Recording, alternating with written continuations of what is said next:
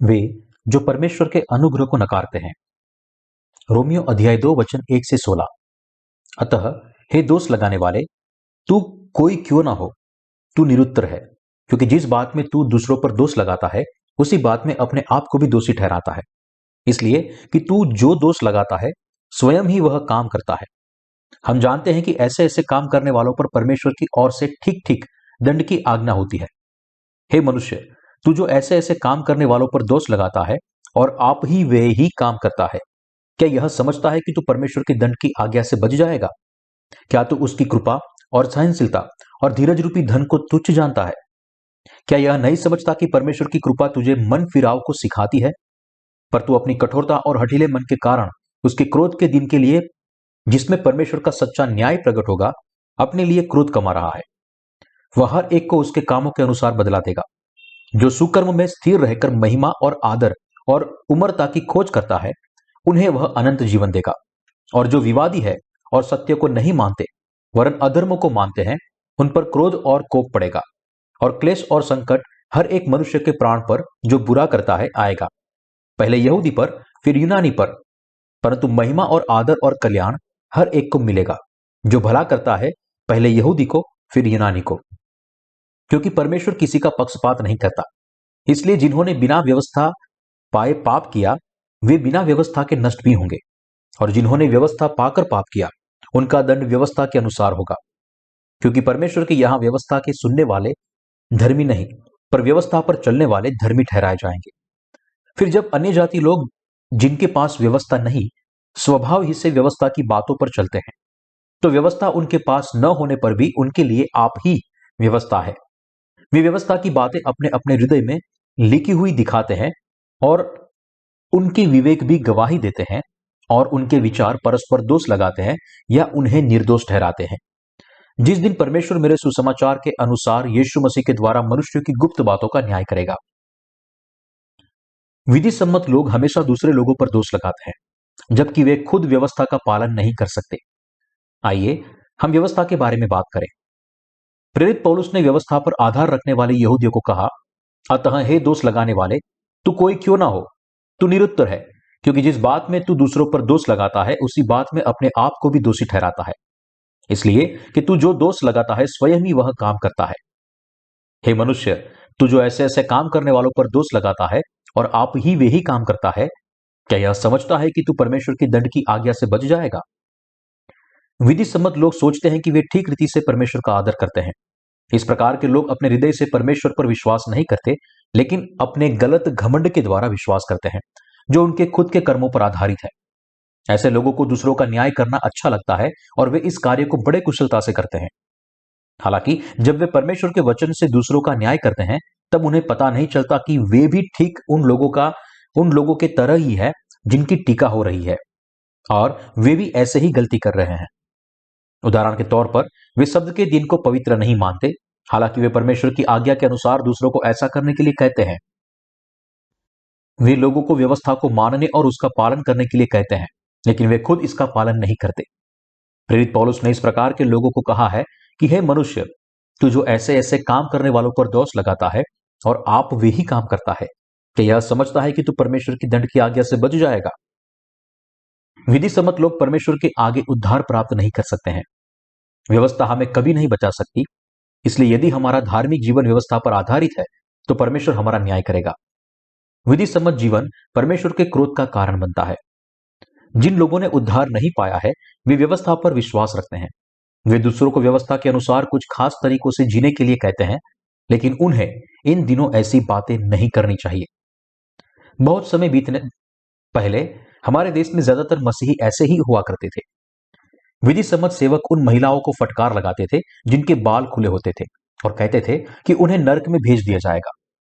यदि हम उन सेवकों के निर्दोष निर्देश के अधीन होते हैं, जो इस तरह से कलीसिया के सदस्यों को व्यवस्था के कामों में सिखाते हैं, तो हम निश्चित रूप से मानते कि जिन लोगों के बाल खुले होते हैं वे स्वतः ही नरक में चले जाते। यह कुछ ऐसा था जो लगभग 15-20 साल पहले ही हुआ था। अगर कोई महिला लिपस्टिक का इस्तेमाल करती है, तो इसका मतलब है कि उसे ऐसे सेवकों के निर्दोष के तहत नरक में भेजना चाहिए। ये लोग विधि सम्मत थे। वे शारीरिक रूप से परमेश्वर के सामने पवित्र प्रतीत हुए, लोगों को लिपस्टिक का उपयोग न करने या बालों को खुला न रखना, हमेशा धीरे से चलने और किसी भी सामान को न खरीदने और न बेचने की शिक्षा देते थे। इन विधि सम्मत लोगों ने विश्वासियों को बताया कि परमेश्वर के वचनों के दृष्टिकोण में कौन सी बातें सही थी और कौन सी गलत, जबकि वे स्वयं पाखंडी थे। यहूदी ऐसे ही थे। यहूदी ऐसे ही थे। उन्होंने व्यवस्था के साथ अन्य जातियों का न्याय करते हुए कहा, वे परमेश्वर को नहीं जानते और मूर्तियों की आराधना करते हैं। वे नरक के लिए नियोजित हैं और क्रूर लोग हैं। हालांकि वे खुद इस जगत की भौतिक वस्तुओं के साथ साथ अन्य जातियों के देवताओं को भी परमेश्वर से अधिक प्रेम करते थे। अतः हे दोष लगाने वाले, तू कोई क्यों ना हो, तू निरुत्तर है, क्योंकि जिस बात में तू दूसरों पर दोष लगाता है उसी बात में अपने आप को भी दोषी ठहराता है, इसलिए कि तू जो दोष लगाता है स्वयं ही वह काम करता है। यहूदियों ने व्यवस्था के अनुसार दूसरों का न्याय किया, लेकिन उन्होंने कभी भी अपनी शिक्षाओं का पालन नहीं किया। इसके अलावा जो लोग परमेश्वर की धार्मिकता में विश्वास नहीं करते हैं या फिर उनके हृदयों में यीशु का उद्धार है, वे सोचते हैं कि वे बिल्कुल परमेश्वर के वचन के अनुसार जीवन जीते हैं, लेकिन वे यहूदियों की तरह ही है। विधि सम्मत लोगों का न्याय होगा। यहाँ की युवा पीढ़ी के लोगों ने शायद कभी इस तरह से धार्मिक जीवन नहीं जिया है। हालांकि पुरानी पीढ़ियों के लोगों ने शायद व्यवस्था पर आधारित उपदेशों को सुना होगा। बालों को खुला रखने वालों को सेवक इसलिए डांटते थे क्योंकि वे भद्दे लगते थे। सेवक आजकल ऐसा नहीं कर सकते। बहुत समय पहले धर्मी या पूरी तरह से पवित्र जैसे शब्दों को कहना आलोचना का निशान बन गया था। हालांकि आजकल बहुत से लोग आमतौर पर धर्मी अभिव्यक्ति का उपयोग करते हैं। इसका मतलब है कि मसीही धर्म बदल गया है। झूठे शिक्षक बिना सोचे समझे झूठ नहीं बोल सकते, क्योंकि उनकी मंडलियों को भी किताबों और टेपों के माध्यम से सच्चा सुसमाचार दिया गया है। इसलिए वे अपने श्रोताओं से अकारण बात नहीं कर सकते।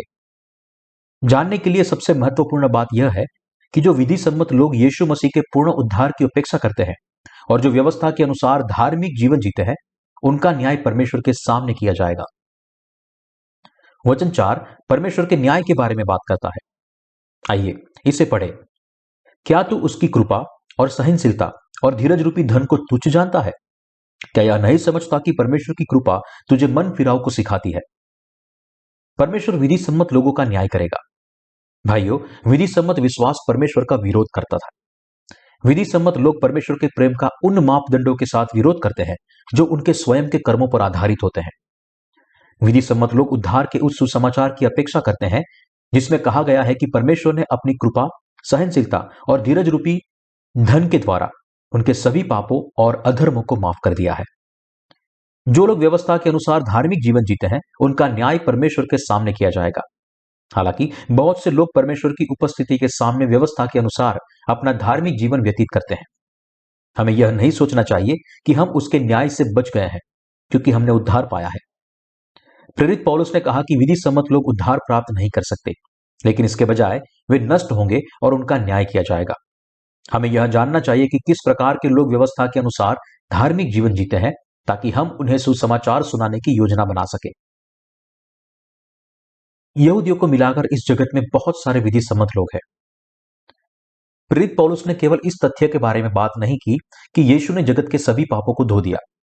उन्होंने यह भी बताया कि जो लोग व्यवस्था के अधीन धार्मिक जीवन जीते हैं, जैसे कि यहूदी लोग, वे कैसे परमेश्वर का विरोध करते हैं और उनका न्याय किया जाएगा। वे परमेश्वर के उस प्रेम की उपेक्षा करते हैं जिसके द्वारा उसने हमारे प्रति सहानुभूति दिखाई। वे पापों की माफी के सुसमाचार की उपेक्षा करते हैं जिसमें कहा गया है कि परमेश्वर ने जगत के सभी पापों को मिटा दिया है, क्योंकि हम उसकी दृष्टि में दयनीय थे। क्या आपके आसपास ऐसे कोई विधि सम्मत लोग नहीं हैं जो इस तरह से धार्मिक जीवन जीते हैं? ऐसे कई विधि सम्मत लोग हैं जो मानते हैं कि परमेश्वर को जगत के लिए कोई दया नहीं है और उन्होंने हमारे सभी पापों को नहीं मिटाया है। फिर भी कुछ ऐसे हैं जो परमेश्वर के प्रेम को स्वीकार करते हैं और उनके सामने धर्मी कहे जाते हैं। ऐसे विधि सम्मत लोग भी हैं जो उसकी धार्मिकता की उपेक्षा करते हैं और अपने विचारों से परमेश्वर के उद्धार की तिरस्कार करते हैं। यहां तक कि इस क्षण भी उसके बाद पूर्ण बहुमत है और वे पहले को हल्के में लेते हैं। मैं चाहता हूं कि आप यह जान लें कि आपके आसपास बहुत से लोग हैं जो यहूदियों की तरह परमेश्वर की कृपा, सहनशीलता और धीरज रूपी धन की उपेक्षा करते हैं। यह सच है या झूठ? हां, यह सच है। ऐसे बहुत से लोग हैं। एक विधि सम्मत व्यक्ति परमेश्वर के सामने दूसरों का तिरस्कार करता है। विधि सम्मत क्या तुच्छ समझते हैं? परमेश्वर का पूर्ण उद्धार। इतने सारे लोग हैं जो इस जगत में रहते हैं, वे इस तथ्य से घृणा करते हैं कि यीशु परमेश्वर का पुत्र है, जिसमें यहूदी भी शामिल है। यहूदी इज़राइल के लोग हैं। वे कहते हैं वह परमेश्वर का पुत्र कैसे है? वह केवल भविष्यवक्ताओं में से एक है। वे केवल इस स्तर तक यीशु को स्वीकार करते हैं। इज़राइल ने परमेश्वर के पुत्र का तिरस्कार किया और अपने हाथों से यीशु के गाल पर थप्पड़ मारते हुए कहा, उसने परमेश्वर की निंदा की है। वे भी अब उसका तिरस्कार करते हैं। यहूदी परमेश्वर का तिरस्कार करते हैं क्योंकि वे उसके पुत्र पर विश्वास नहीं करते हैं। यह समझ में आता है कि इज़राइलियों ने यीशु की अवहेलना की क्योंकि वे उस पर विश्वास नहीं करते थे। लेकिन अन्य जातियों के बीच विधि सम्मत लोग किस बात से घृणा करते हैं? वे परमेश्वर के प्रेम और धार्मिकता के धन को तुच्छ जानते हैं। विधि सम्मत लोग अपने खुद के कर्म के आधार पर जीवन जीते हैं। एक विधि सम्मत संप्रदाय में विधि सम्मत लोग अपने अनुयायियों को दाहिने गाल पर थप्पड़ खाने के बाद बाएं गाल को आगे करना सिखाते हैं। उन्हें कभी क्रोध नहीं करना चाहिए। उन्हें यह भी सिखाया जाता है कि कैसे सिद्धांत का प्रचार करना है, धीरे से चलना है, कैसे मुस्कुराना है, इत्यादि। उन्हें लगता है कि वे शास्त्रों के बारे में सब कुछ जानते हैं और इस बात पर जोर देते हैं कि उनके मूल पाप को माफ कर दिया गया है। लेकिन वे हर दिन पश्चाताप की प्रार्थना करके दैनिक पापों की माफी प्राप्त करते हैं। कुछ ऐसा ही व्यवस्था पर आधारित विश्वास भी है। ये चीजें लोगों को परमेश्वर के प्रेम और उद्धार के धन से भी घृणा करती है। वे कहते हैं, तुम्हें यह कहते हुए बहुत गर्व होता है कि आप में कोई पाप नहीं है, आप धर्मी है, और यह कि आपने यीशु पर विश्वास करके सभी पापों की माफी प्राप्त की है, उन्हें धो दिया गया है। वे सोचते हैं कि परमेश्वर उन्हें धर्मी होने के लिए बुलाया है, भले ही फिर वे वास्तव में धर्मी न हो। सभी विधि सम्मत लोग इन झूठे मसीही सिद्धांतों को मानते हैं, इसलिए हमें ऐसे विधि सम्मत लोगों से दूर रहना चाहिए। यीशु पर विश्वास करने के बाद क्या पश्चाताप की प्रार्थनाओं के द्वारा दैनिक पापों की माफी प्राप्त करना विधि सम्मत है? यह ऐसा नहीं है। हाँ, यह ऐसा ही है। क्या यह कर्म के नियम से निकला है या नहीं? हाँ, यह कर्म के नियम से निकला है। यह विश्वास नहीं है। जो लोग यह घोषणा करते हैं कि वे व्यवस्था के कार्यों से जीते हैं, वे विधि सम्मत है। हमारे आसपास ऐसे अनगिनत लोग हैं। प्रेरित पौलुस ने केवल यीशु मसीह पर विश्वास करने के द्वारा पापों की संपूर्ण माफी प्राप्त की। हालांकि इजरायली जो व्यवस्था के अनुसार पुराने नियम में विश्वास करते थे, वे यहूदी धर्म में विश्वास करते थे। क्या वे सभी लोग जो इन लोगों में से हैं, वे विधि सम्मत थे या नहीं? वे वो थे जो व्यवस्था का पालन करते थे, बाहरी कर्मों की शिक्षा देते थे, जैसे कि कैसे चलना चाहिए, क्या करना चाहिए, क्या नहीं करना चाहिए। इसलिए प्रेरित पौलुस ने इन लोगों पर दोष लगाया। यह काम उसने अच्छे तरीके से किया। आज के मसीह भी व्यवस्था के अनुसार विधि सम्मत जीवन जीते हैं।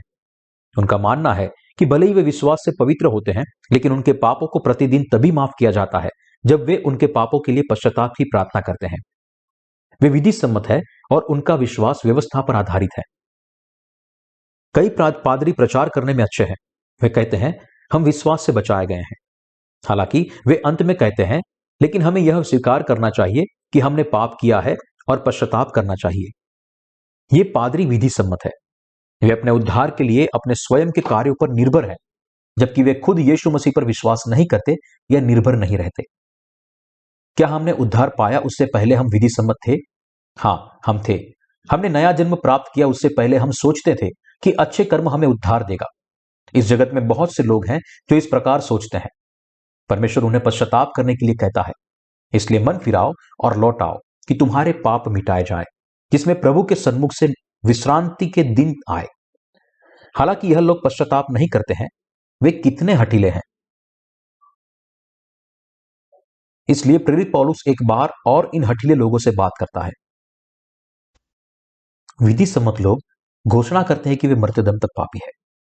आइए हम रोमियो अध्याय 2 वचन 5 को पढ़ते हैं।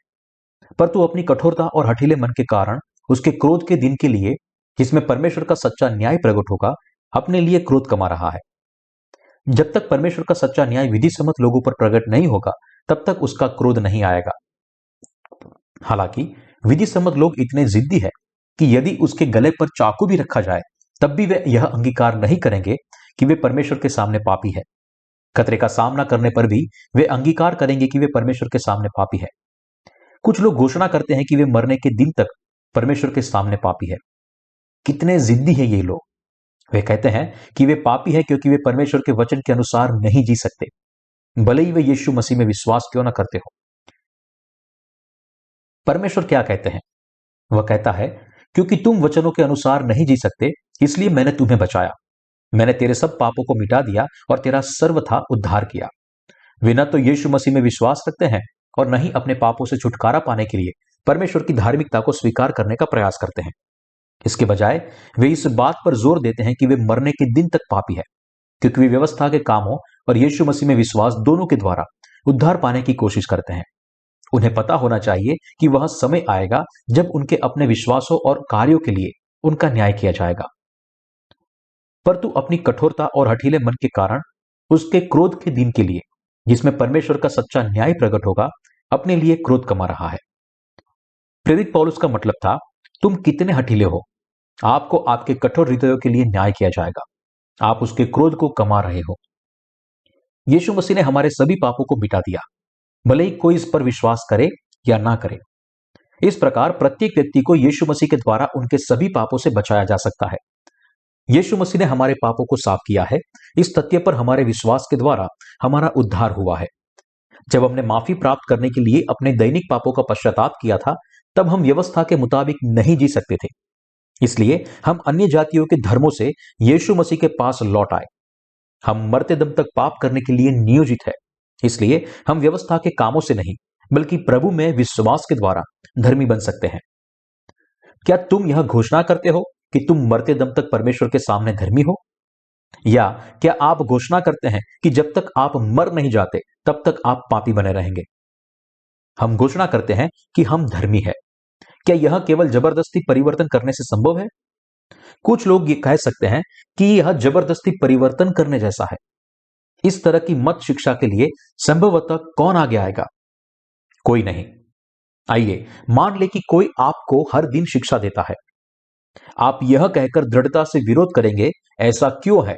तो क्या ज्यादातर लोग इस तरह से प्रतिक्रिया नहीं देंगे?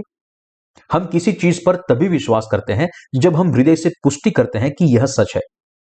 यदि कोई व्यक्ति सुंदर वचनों से हमें ऐसी शिक्षा, ऐसी किसी भी चीज पर विश्वास करने के लिए धोखा देने की कोशिश करता है जो बाइबल के अनुसार नहीं है, तो ऐसा नहीं हो पाएगा, थोड़ा सा भी नहीं। हम जानते हैं कि मनुष्य बहुत हठीले होते हैं, लेकिन यदि यह परमेश्वर का वचन है तो हम नम्र हो जाते हैं और सत्य में विश्वास करते हैं। विधि सम्मत लोग कितने हठीले हैं, वे कितने जिद्दी है।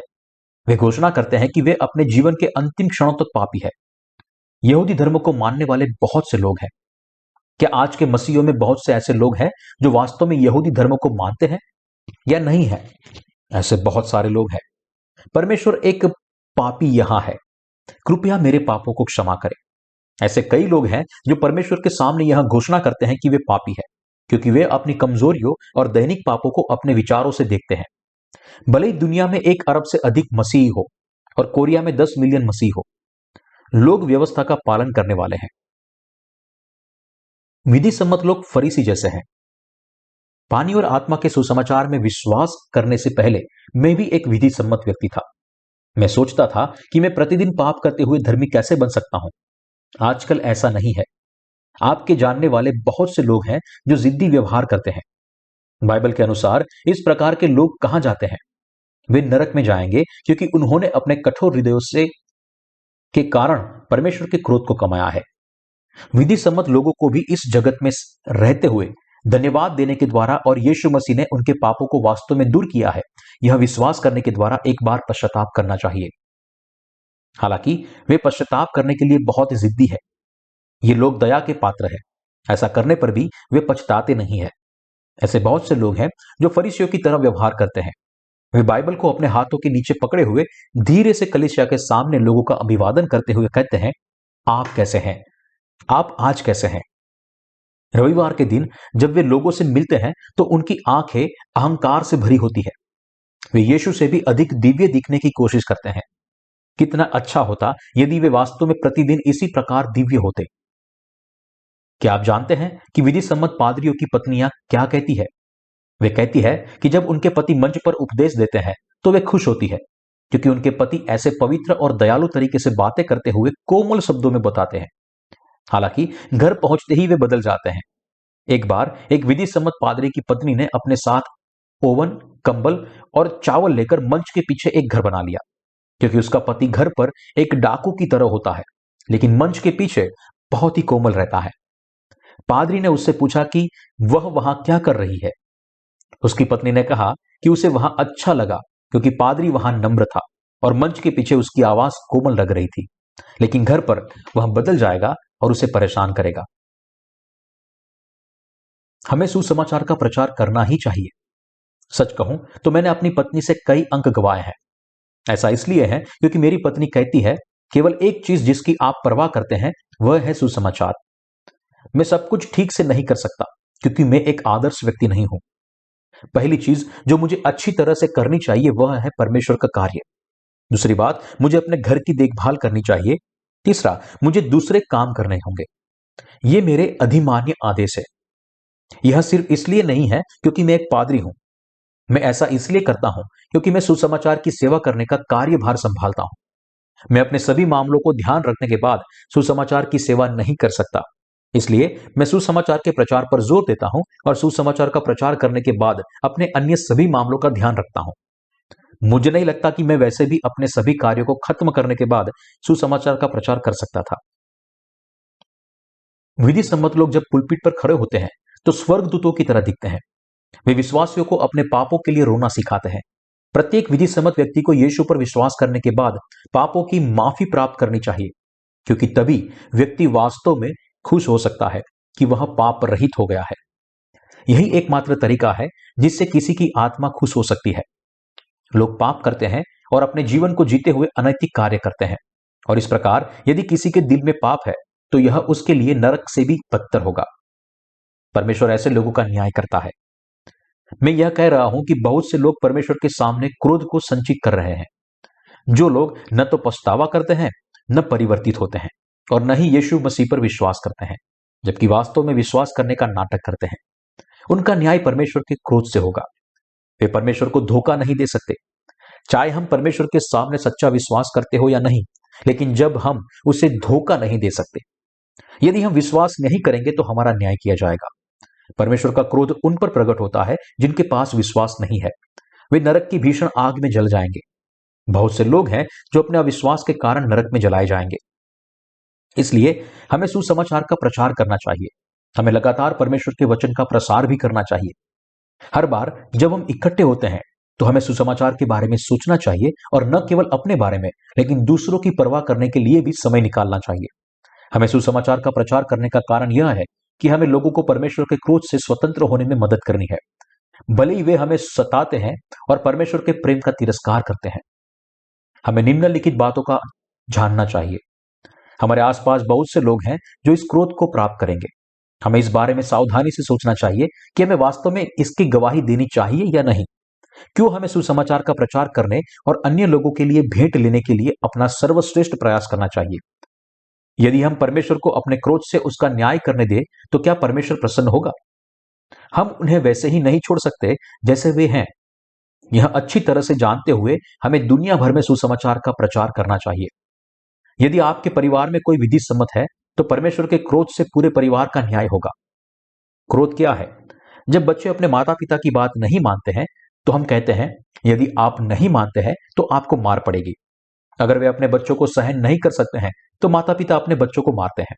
बच्चे अपनी गलती स्वीकार करते हैं और माफी मांगते हैं। माता पिता अपने बच्चों को माफ कर देते हैं क्योंकि वे उनकी संतान है। वचन 4 में लिखा है, क्या तो उसकी कृपा और सहनशीलता और धीरज रूपी धन को तुच्छ जानता है? कि नहीं समझता कि परमेश्वर की कृपा तुझे मन फिराव को सिखाती है। हालांकि परमेश्वर कब तक सहन करते हैं? परमेश्वर इस धरती पर 70-80 साल तक सहन करते हैं, लेकिन लोग 2-3 बार मना करने पर अपने बच्चों को बैंच से मारते हैं। परमेश्वर हमारे जीवन के अंत तक सहन करता है। परमेश्वर ने विधि सम्मत लोगों के लिए नरक की आग को तैयार किया है। जब प्रभु अपने हाथों में बेत लेंगे तब अंत होगा। परमेश्वर ने विधि सम्मत लोगों के लिए एक पिघलने वाली भट्टी तैयार की है, जिसमें उबलती पिघलती हुई चट्टानें और गंधक होगी। परमेश्वर अपने क्रोध से मरे हुओं को अमर शरीरों में पुनर्जीवित करता है। परमेश्वर उनके शरीर को अमर बनाता है ताकि वे हमेशा के लिए पीड़ा का अनुभव कर सके, और वह उन्हें पिघलने वाली भट्टी में डाल देता है जो कभी नहीं बुझती। परमेश्वर का क्रोध उन्हें अनंत शरीर में पुनर्जीवित करता है और उन्हें हमेशा के लिए पीड़ित करता है। वे जलते हुए कभी मरेंगे नहीं, भले ही वह बहुत ही गर्म हो और वे कहें कि कृपया करके अपनी उंगली का सिरा पानी में भिगोकर मेरी जीभ को ठंडी करे, क्योंकि मैं इस ज्वाला में तड़प रहा हूं। हमें उन्हें सुसमाचार का प्रचार करना चाहिए, क्योंकि यह स्पष्ट है कि उनका न्याय किया जाएगा। भले ही हमें तिरस्कृत किया जाए या हमारा सताव किया जाए, लेकिन हमें अपने चारों ओर के विधि सम्मत लोगों को सुसमाचार का प्रचार करने का कारण यह है कि हम उन्हें क्रोध और विनाश से बचा सके। क्या आप समझते हैं कि हम अपना सर्वश्रेष्ठ क्यों करते हैं? हम दूसरों को बचाने में क्यों रुचि रखते हैं? और हम कलीसिया के अधिकांश वित्त को साहित्यिक सेवा में क्यों खर्च करते हैं? यदि हम केवल अपनी कलीसिया के लिए ही पैसा खर्च करें तो हम अमीर हो सकते हैं। हम अच्छा खा सकते थे और जी सकते थे। हालांकि दुनिया भर में सुसमाचार को फैलाने के लिए बहुत सारी भौतिक चीजों की आवश्यकता होती है। क्या आप जानते हैं क्यों?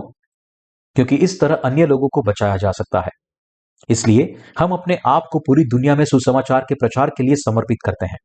यदि हम ऐसा नहीं करते तो क्या दूसरे लोग पापों की माफी प्राप्त करने में सक्षम होते?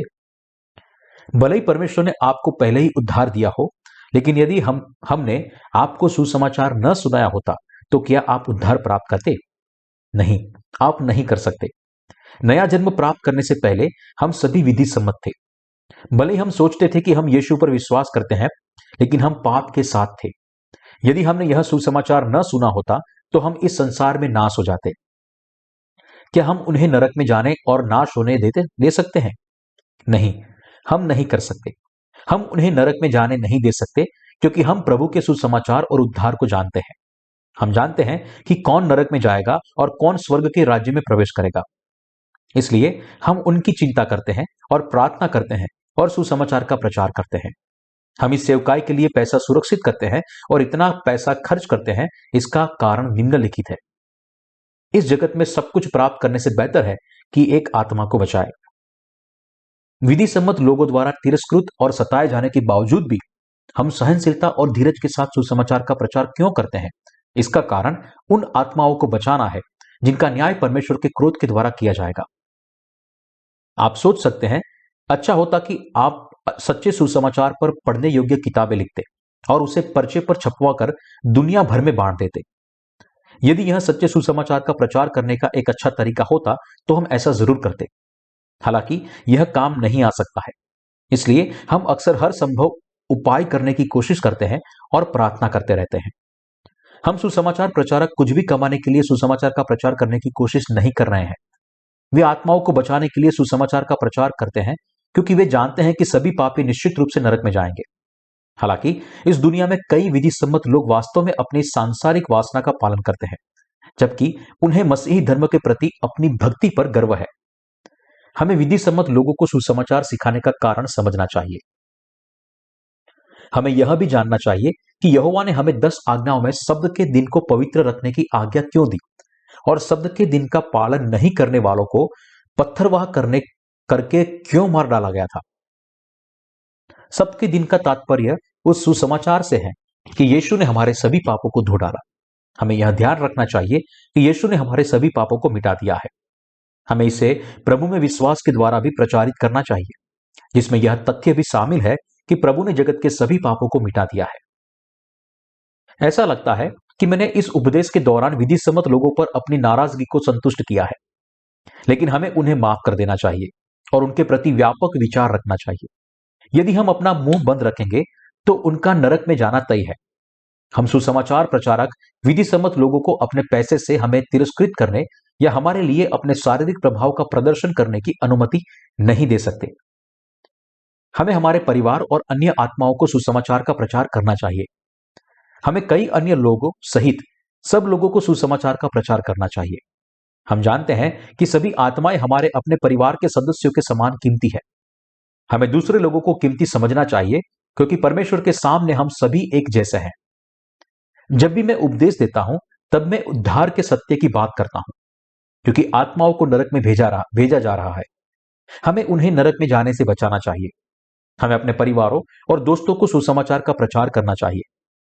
यदि कुछ छूट जाता है तो साहित्य के साथ इसका प्रचार करें और उन चीजों के लिए प्रार्थना करें जिनकी हमें आवश्यकता है। हमें इसका कई अलग अलग तरीकों से प्रचार करना चाहिए। जब कोई आत्मा वापस मुड़ती है तो हम दावत तैयार करते हैं। जब भी हमारे पास जागृति की सभा में सुसमाचार का प्रचार करने का मौका होता है, तब हम आत्माओं को प्राप्त करते हैं। कभी कभी लोग जगत में वापस चले जाते हैं, भले ही हम मुश्किल से उन्हें सुसमाचार का प्रचार कर पाते हैं। तब हम दुख से भर जाते हैं, लेकिन अंत में हम बिना किसी निराशा के सुसमाचार का प्रचार करते हैं। मैं चाहता हूं कि आज आप एक बात जान लें। इस तथ्य को याद रखें कि हमारे आसपास कई विधि सम्मत मसीही हैं और हमें उन्हें सुसमाचार का प्रचार करना चाहिए। भले ही वे प्रत्येक दिन पाप करते हो, फिर भी वे व्यवस्था का पालन करने का दिखावा करते हैं और वे सोचते हैं कि वे प्रतिदिन पश्चाताप की प्रार्थना करने से अपने दैनिक पापों की माफी प्राप्त कर सकते हैं। वे उस सुसमाचार को स्वीकार करते हैं जो कहता है कि यीशु ने पहले ही हमारे सभी पापों को मिटा दिया है। वे सोचते हैं कि यीशु ने उनके दैनिक पापों को छोड़कर केवल उनके मूल पापों को दूर किया है, क्योंकि वे पापों की सच्ची माफी को नहीं जानते हैं। जो सत्य के उद्धार को नहीं जानते, वे विधि सम्मत कहलाते हैं। हमें उन्हें परमेश्वर की धार्मिकता का सुसमाचार सुनाकर उनके पापों से बचाना चाहिए।